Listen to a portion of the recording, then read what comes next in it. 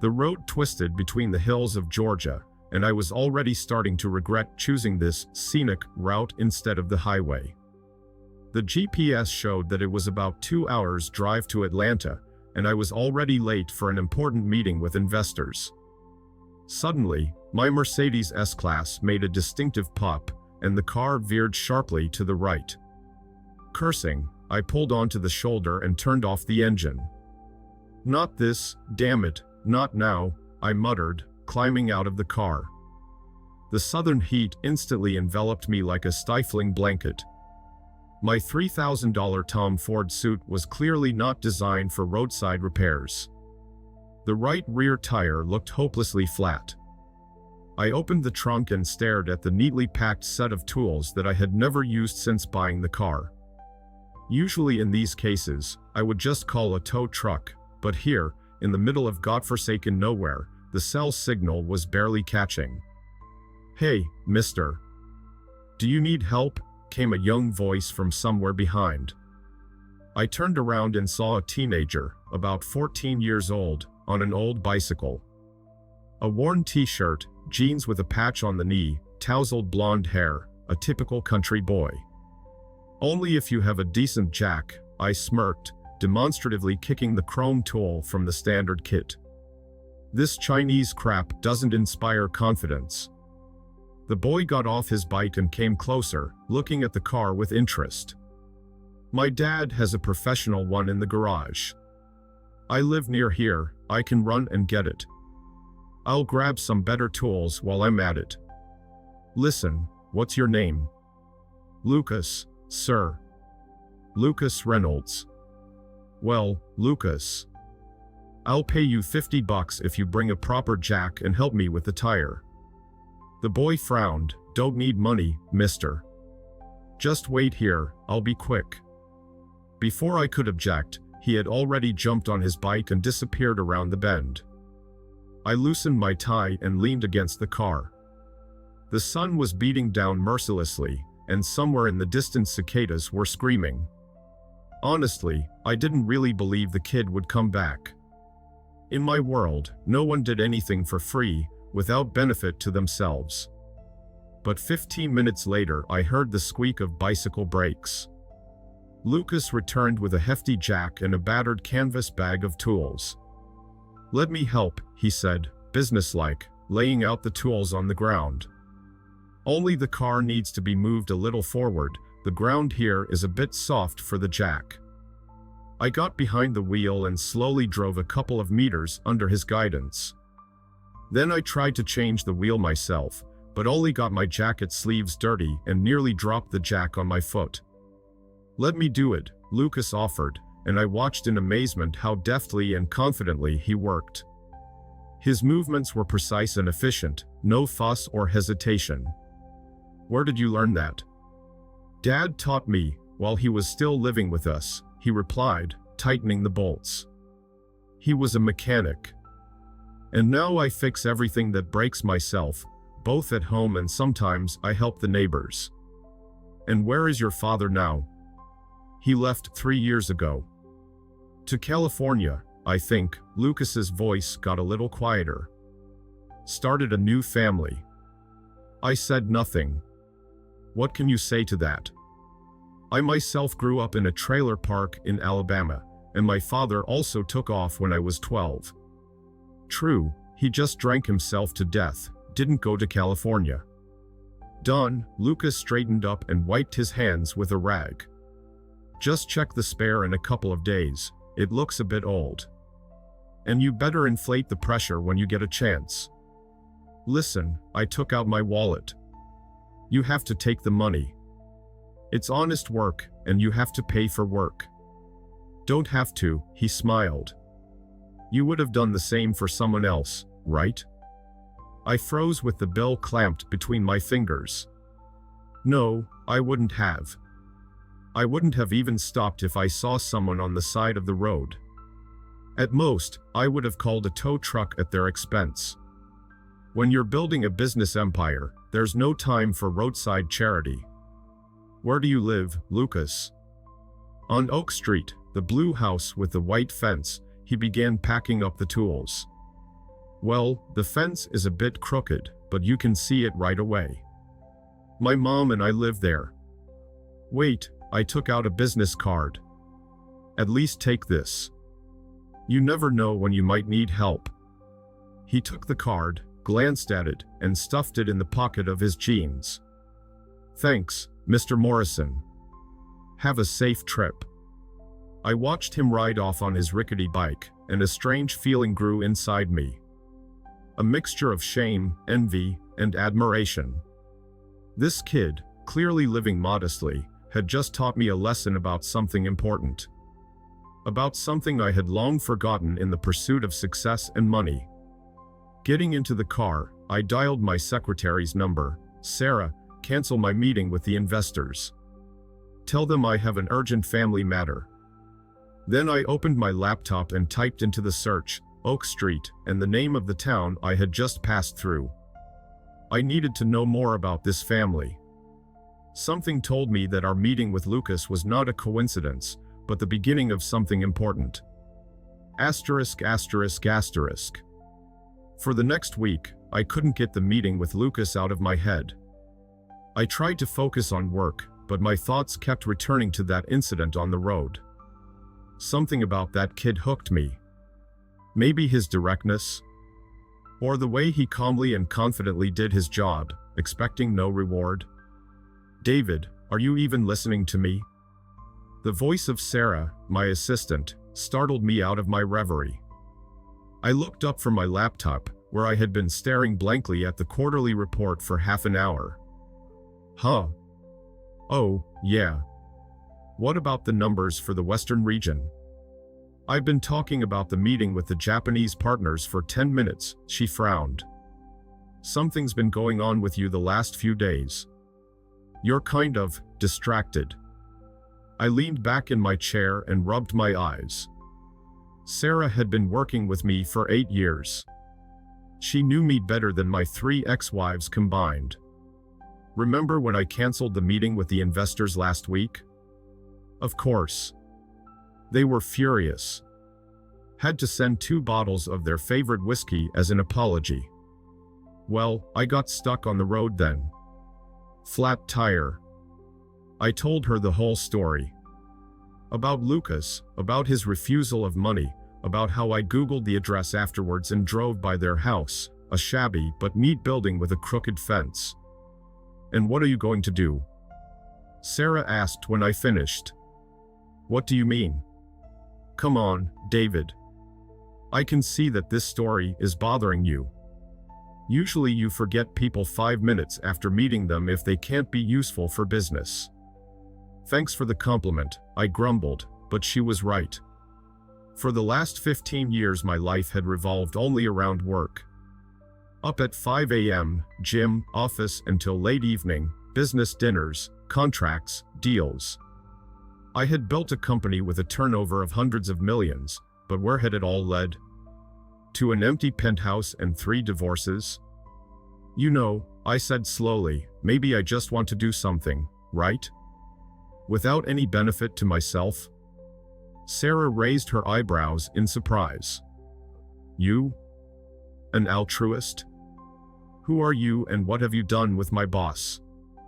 Oh, get out of here, I waved her off, but her words stung. Had I become so hardened that even those close to me didn't believe in my ability to perform a selfless act? That evening I was sitting at the Four Seasons Hotel bar with Mike Peterson, my old friend and head of a construction company. So, you're saying, an old house in the suburbs? Mike took a sip of whiskey.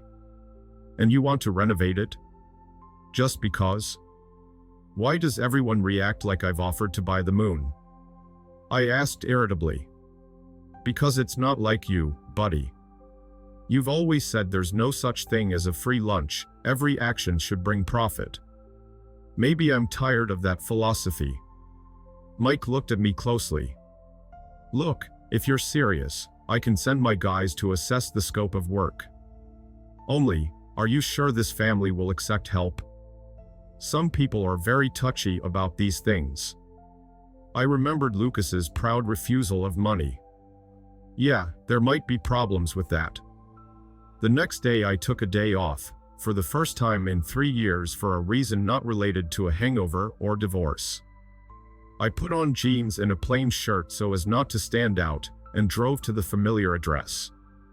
Oak Street turned out to be a typical small-town street, neat houses with lawns, mailboxes on posts, kids on bikes. The Reynolds house stood out, and not in a good way. Peeling paint, sagging gutters, cracks in the foundation. But the lawn was neatly trimmed, and there were pots of flowers on the porch. I knocked. A woman of about 35 answered, tired, but with surprisingly lively eyes. She was wearing medical scrubs. Yes? Hello, David Morrison. Your son helped me last week with my car.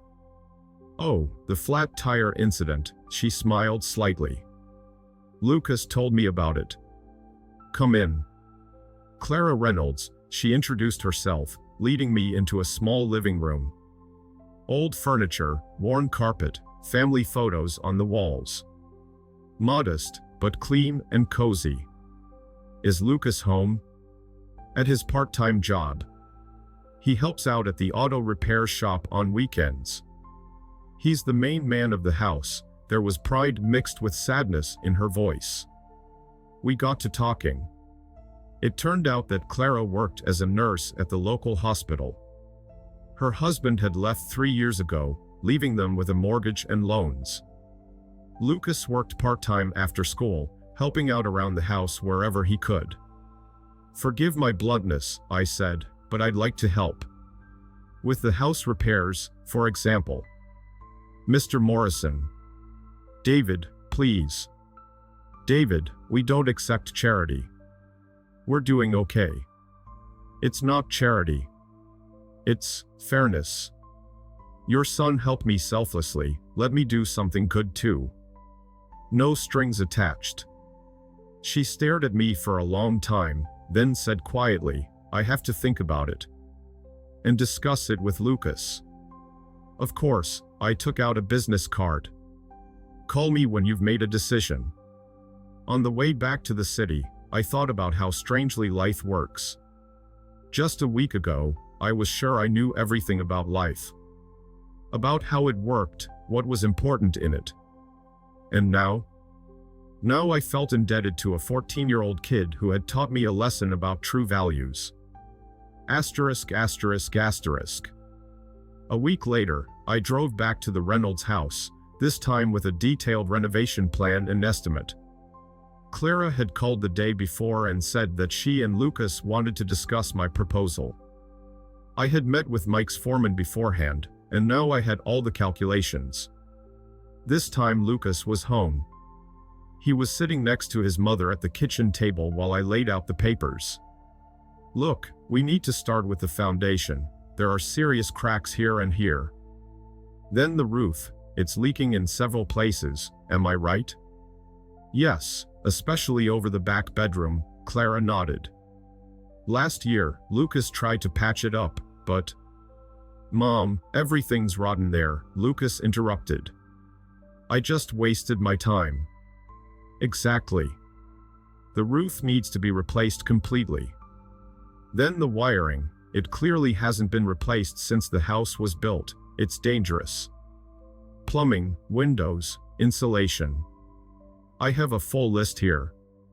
Clara took the estimate and turned pale. This is a huge amount of money. Mom, Lucas put his hand on her shoulder. Mr. Morrison is right. The house is falling apart. Remember when the fuses blew last month? What if a fire starts? I looked at this kid and marveled at his maturity. At 14, he reasoned more sensibly than many adults I had to deal with. Listen, I leaned forward. Let's do this. You let me take care of the repairs, and Lucas will help with the work. He'll learn and keep an eye on the builders at the same time. How about that? They exchanged glances. Will you be involved yourself? Lucas asked. Of course. I will definitely be here on weekends. Why? Clara suddenly asked. "Why do you want to help us?" I thought for a moment. I could have lied about the company's charity program or something like that. But looking into those wary but honest eyes, I decided to tell the truth. You know, I grew up in a trailer park. My mother worked 2 jobs, my father drank and eventually took off. I swore to myself that I would get out of that poverty at any cost. And I did. I built a business, made millions. Only somewhere along the way I lost something important. And when your son helped me on the road and refused the money, it was like a slap in the face. A reminder of who I used to be. And who I could have been. Silence hung in the kitchen. Only the old clock on the wall ticked and a dog barked somewhere in the distance.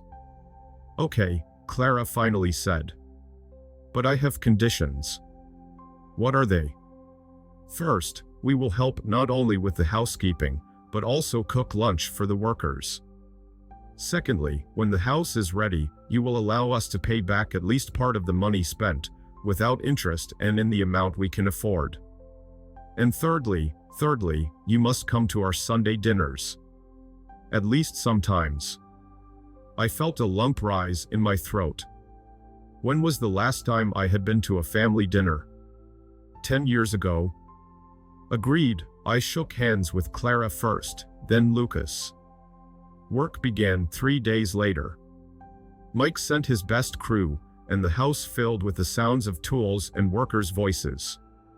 I did come every weekend. At first I just controlled the process, then I started to help. "No, not like that," Lucas laughed, showing me how to hold a hammer properly. "Look, if you hit at this angle." I learned. I learned to work with my hands. I learned to find joy in simple things. I learned to be not a boss, but just a person.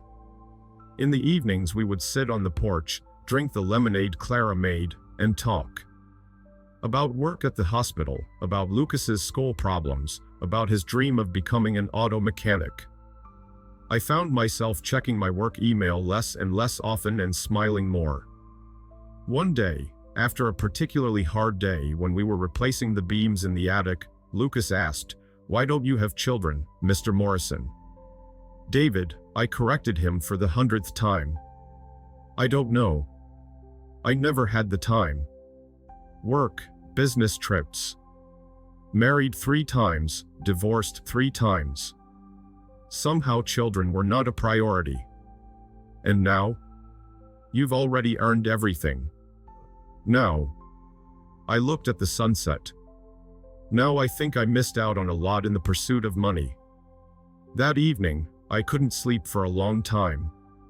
I remembered my childhood, my mother who would come home from work exhausted but always found time to talk to me. I remembered how I dreamed of becoming a pilot, how I built model airplanes. When did all that disappear? When did I decide that money was more important than anything else? The next day I called Sarah, cancel all my meetings for next week, and find a good family law attorney. Has something happened? Yes. I think I finally realized what's really important in life. Asterisk, asterisk, asterisk. A month after the renovation began, I could no longer imagine my weekends without trips to this small town. Sarah joked that I had finally got a personal life, albeit in a rather unusual way. So what? Maybe she was right. "David, hand me that adjustable wrench." Lucas was fiddling with an old faucet. We were replacing the plumbing in the bathroom, and the kid insisted on doing it himself. "No, not that one. The big one, to your right." I grinned, watching his focused face. Lucas had changed in this month. He had become more confident, smiled more often. Jim, the owner of the local auto repair shop where the kid worked part-time, couldn't stop praising him. "You know," I said, handing him the tool, "you could go to technical college. With your abilities." "No way," he shook his head. "It's expensive. Mom and I barely make ends meet." "What if there was an opportunity?" Purely hypothetically. Lucas paused for a second. Honestly, I'd like to study automotive engineering. Not just repair cars, but design them. You know, sometimes I draw different models, come up with new systems. Will you show me? He looked embarrassed. Oh, it's just some nonsense. Still, will you? In the evening, after work, Lucas dragged over a tattered notebook. I flipped through the pages, and my respect for the kid grew with each drawing. These were not just sketches, they were detailed diagrams, technical calculations, innovative ideas. Some, of course, were naive, but others made me think. Mom, look what David came up with. Lucas burst into the kitchen, waving a tablet. Clara and I were just having coffee after dinner. He showed my drawings to his friend from a car company, and he said some of the ideas are really interesting. Clara gave me a questioning look. I shrugged. The kid has talent. It would be a crime to bury it. In the evening, when Lucas went to his room, Clara came out to the porch after me. Why are you doing this, David? Doing what? Giving him hope. We both know that college is beyond our means. Even with my second job. What if I help? No, she shook her head. You're already doing too much for us. Clara, I turned to her. Do you know how much money I have? More than I can spend in 3 lifetimes. And do you know what I don't have? A family. Children. No one to pass not only money, but something truly important to. And Lucas, he's special. He reminds me of myself at his age, only he's better. Purer. Not spoiled by the pursuit of dough. But. No buts. I'm not asking for anything in return. Just let me help the kid realize his potential. It's not charity, it's an investment in the future. In a good person. Clara was silent, looking at the sunset. Then she said quietly, you know, sometimes I think your breakdown on that road was not an accident. That someone from above decided to teach a lesson to a fat cat businessman. I smirked. No. Maybe it was a gift. To all of us. That evening, I sat for a long time in my penthouse, looking at the city lights. On the table lay the documents for the creation of an educational trust fund. I had just picked them up from the lawyer. Next to them was a folder with photographs of the almost completed renovation of the Reynolds house. 3 months ago, I was sure I knew everything about life. About how it worked, what was important in it. I thought success was measured by the numbers in a bank account and the number of deals made. What an idiot I was. The phone dinged with a message. It was a photo from Lucas. He was just studying something at the local library. Preparing for college. Thanks for believing in me. I felt a lump rise in my throat. Damn, when was the last time I cried? 20 years ago. The doorbell rang. It was Sarah with some urgent documents. God, what's wrong? She said when she saw my face. Nothing, I smiled. Just, I think, finally started living for real. Surprise, everyone shouted in unison when Clara and Lucas returned home. Their eyes widened at the sight of the crowd of people on the fully renovated porch. 3 months of work had come to an end. The house was unrecognizable. New roof, freshly painted walls, modern windows, renovated porch. Inside, completely updated wiring, plumbing, and even new furniture, though Clara had to persuade me for a long time about the latter. Oh my God. Clara whispered, putting her hands to her mouth. Mom, look. Lucas tugged at her sleeve, pointing to the new white fence. Just like in that movie, remember? I stood to the side, watching their reaction. Next to me, the workers, neighbors, even Jim from the auto shop had come. Sarah brought a huge cake, and Mike organized a barbecue. David, Clara came up to me, and I saw tears in her eyes. This is too much. No, it's just right. I put my arm around her shoulders. Come on, there's something I need to show you. We went upstairs. There, in the former storeroom, was now a small workshop with a workbench, tools, and computer. This is for you, kid. I put my hand on Lucas's shoulder. So you have a place to work on your projects. Mr. Morrison. He began. David, I don't know how to thank you.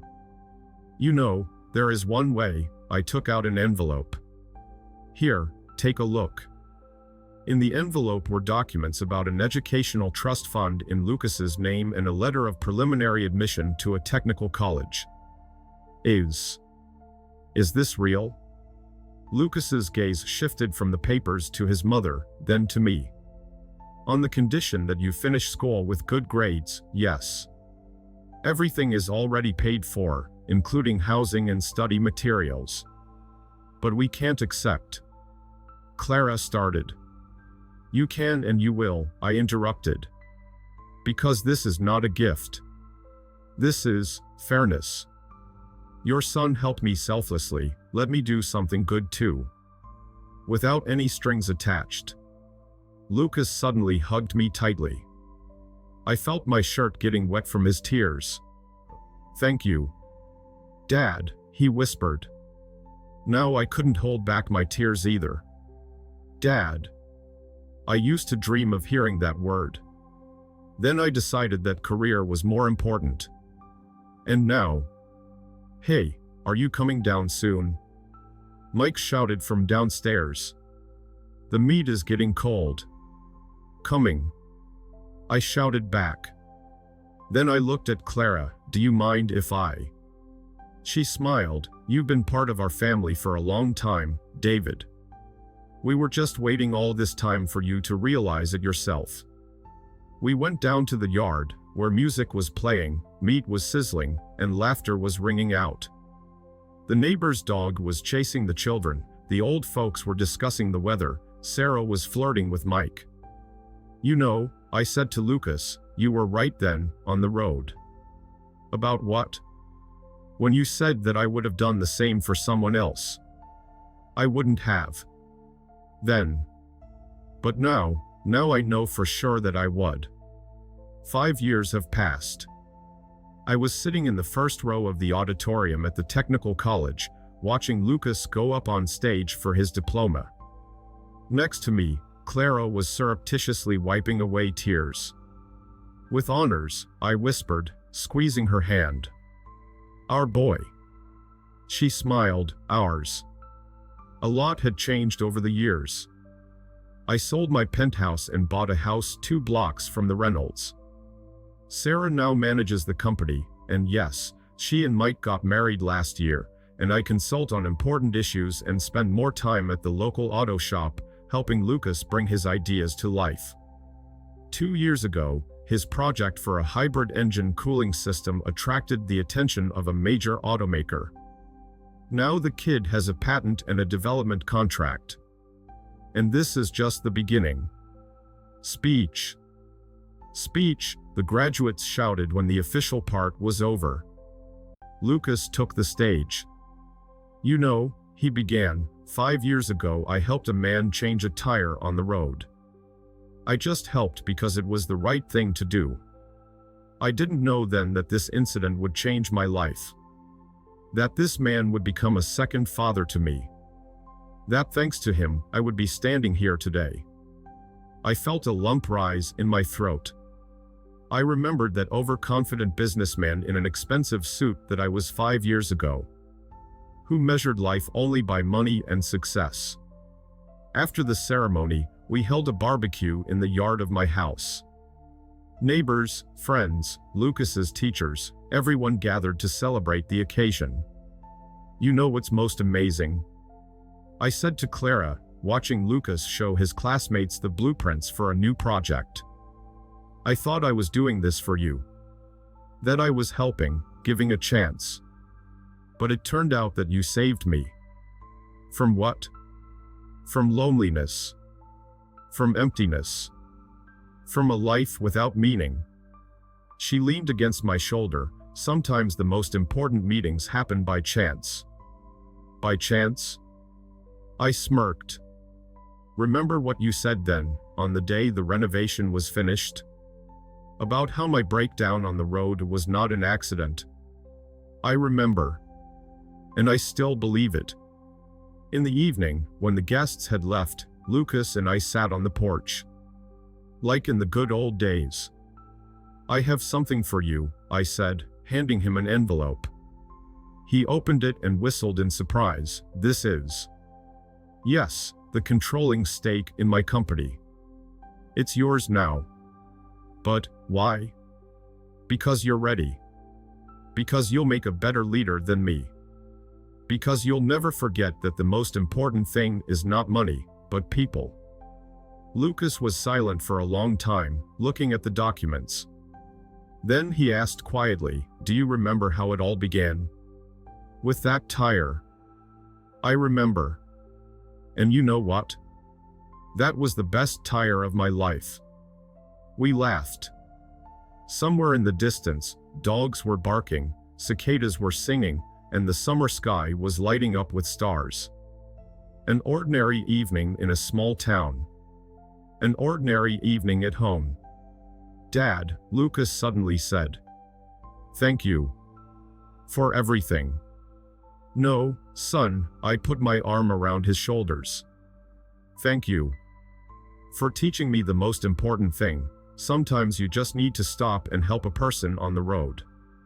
And it doesn't matter how much money you have or what kind of car. What matters is what kind of person you are." And then we sat on the porch for a long time, making plans for the future and remembering the past. And I thought about how amazing life is. Sometimes you need to lose a wheel to find a soul. You need to get lost to find the right path. And you need to meet a kid with a jack to understand what real wealth is.